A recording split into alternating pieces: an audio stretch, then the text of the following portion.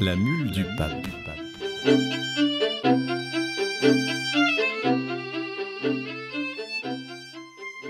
De tous les jolis dictons, proverbes ou adages dont nos paysans de Provence passementent leurs discours, je n'en sais pas un plus pittoresque ni plus singulier que celui-ci.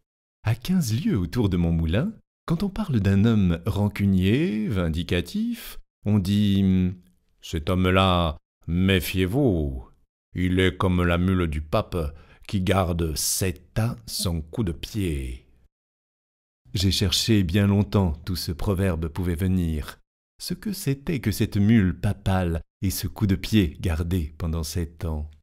Personne ici n'a pu me renseigner à ce sujet, pas même Francette Mamaille, mon joueur de fifre, qui connaît pourtant son légendaire provençal sur le bout du doigt. Francet pense comme moi qu'il y a là-dessous quelque ancienne chronique du pays d'Avignon, mais il n'en a jamais entendu parler autrement que par le proverbe. « Vous ne trouverez cela qu'à la bibliothèque des cigales », m'a dit le vieux fifre en riant. L'idée m'a paru bonne, et comme la bibliothèque des cigales est à ma porte, je suis allé m'y enfermer pendant 8 jours. C'est une bibliothèque merveilleuse, admirablement montée, ouverte aux poètes jour et nuit, et desservie par de petits bibliothécaires à cymbales qui vous font de la musique tout le temps.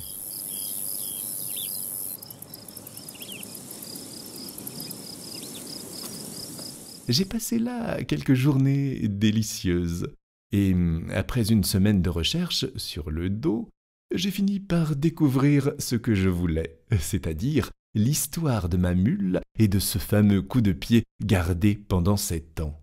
Le conte en est joli, quoique un peu naïf, et je vais essayer de vous le dire tel que je l'ai lu hier matin dans un manuscrit couleur du temps, qui sentait bon la lavande sèche et avait de grands fils de la Vierge pour signet.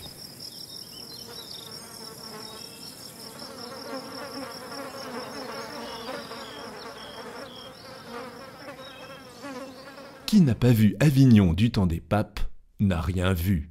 Pour la gaieté, la vie, l'animation, le train des fêtes, jamais une ville pareille.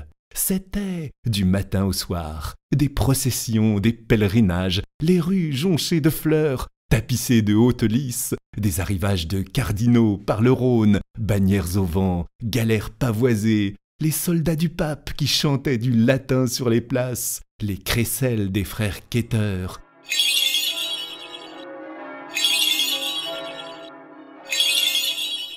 Puis, du haut en bas des maisons qui se pressaient en bourdonnant autour du grand palais papal comme des abeilles autour de leur ruche, c'était encore le tic-tac des métiers à dentelle, le va-et-vient des navettes tissant l'or des chasubles, les petits marteaux des ciseleurs de burettes, les tables d'harmonie qu'on ajustait chez les luthiers, les cantiques des ourdisseuses.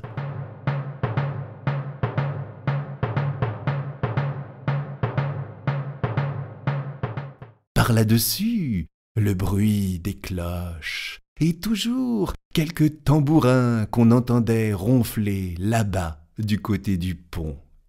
Car chez nous, quand le peuple est content, il faut qu'il danse, il faut qu'il danse.